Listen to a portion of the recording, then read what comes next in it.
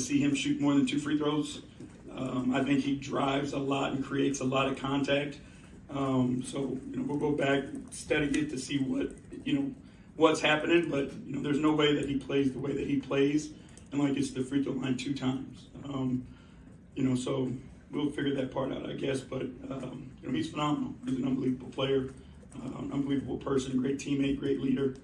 Everything you want in a number 1 guy, Cade's it. MVC Most Valuable Cade. Cade Cunningham does it again versus the Utah Jazz last night. Another fantastic fourth quarter, and I really think he figured it out. I think he's figured it out, when to score, and I just think they got to find that next scorer for him. And I said it before, and I say it again. And I don't think anybody was surprised that they beat the Utah Jazz. Durham played really, really well versus Benjamin 4th, homeboy Walker Kessler. And I'm going to start back doing the podcast, the live streams. I got y'all. I'm going to have Benjamin 4th come on. We ain't seen Jay ever since they took Cade over Jalen Green. We ain't seen Jay since. So hopefully he good. B. Taylor, we still communicating shit, so all of us still communicate. So I'm going to start back doing them at least once a week. Maybe twice, one for the Lions, one for the Pistons. But yeah, I think Cade's figured it out. Something that, it took Kobe years to figure out. It took Chauncey his whole career to figure out. Let me say this first and foremost. Cade can play today, he can play yesterday. He can play in the 80s. He can be a traditional point guard in the 80s, 90s, how they wanted point guards to really control the maestro. And he can do what Stockton did. He can do what Zeke did. He can do what Magic did. And I'm not talking about how they did it, just in the constructs of playing point guard. A lot of these guys who they forced to play point guard, like I said before, if Chauncey was drafted when Cade was drafted, Chauncey, in this era, Chauncey probably he wouldn't have had the struggles he had early on in pro basketball. He wouldn't have had those struggles. Man, always get behind somebody. But he wouldn't have had those struggles. He wouldn't have had those struggles. Because Chauncey would have been able to flat out score and be the Chauncey that he wanted to, be aggressive. You know what I'm saying? Like back in the day, you had to play the point guard position like it was supposed to be played. So if you was a point guard, 5'9", 5'10", 6 foot, 6'1", 6, you was in that mode of a point guard. Iverson was kind of the guy that broke that mold. He was one of those guys that ushered it was okay. And people would say, well, Westbrook is not a point guard. I would die on that hill. He get a lot of assists, but he doesn't play the position in the right way. You know what I'm saying? He doesn't play the position right. But if y'all want to have that conversation, hit me up in the comment section, DM me on the gram. We can have that conversation, and I can do a live, or we can do a discussion on my other channel. We can have that conversation, okay? And that's cool. We can have it. But honestly, Chauncey would probably had a greater career in this era as far as statistically. But, Cade can play yesterday. He could play today. He knows when to pick it up, when to score. He makes the perfect, he'd be perfect next to a guy like Michael Jordan. He'd be perfect next to a guy like Kobe. When they double teamed or they got to make the extra pass, he can just pick his offense up. Chauncey was like that too. Stockton was like that too. Isaiah was like that too. If you brought Cade off the bench, he would be fantastic. I'm just talking about in a general sense of being a 6-man. Some people can't be a 6-man. Some people can't come off the bench and catch the rhythm of the game in the middle of the second quarter or the middle of the third quarter. Being able to have instant offense, Ginobili, Vinnie Johnson, Lou Williams, Jamal Crawford, and come off the bench cold and have instant offense, and be able to pick your offense up at any time, that's a special trait. And Cade Cunningham has that. He can pick his offense up at any time. You know what I'm saying? When they need him to rise and get a bucket or go crazy and go, he can. So I think their next thing to do is to get a guy that can just flat out score. And that's supposed to be Jay Ivey, but I think that ship is sailed with all the injuries. I think that ship is sailed. They got to find somebody that can just flat out get buckets.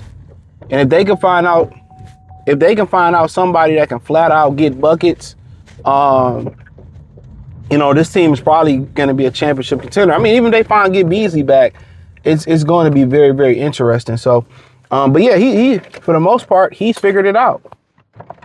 For the most part, Cade Cunningham has, in my opinion, figured out, the Da Vinci Code to really how to play that point guard position and how to play the game the right way. I think Larry Brown would love him. I think guys like Jerry Salone would love him.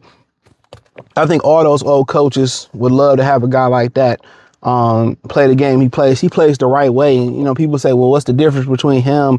They're having this debate on Twitter with LaMelo Ball fans. What's the difference between them? And one of the huge differences is he knows when to get it and when not to get it. He knows when to score. He knows when to make the right play. He defends his effort, his feel for the game. He has a real feel for the game.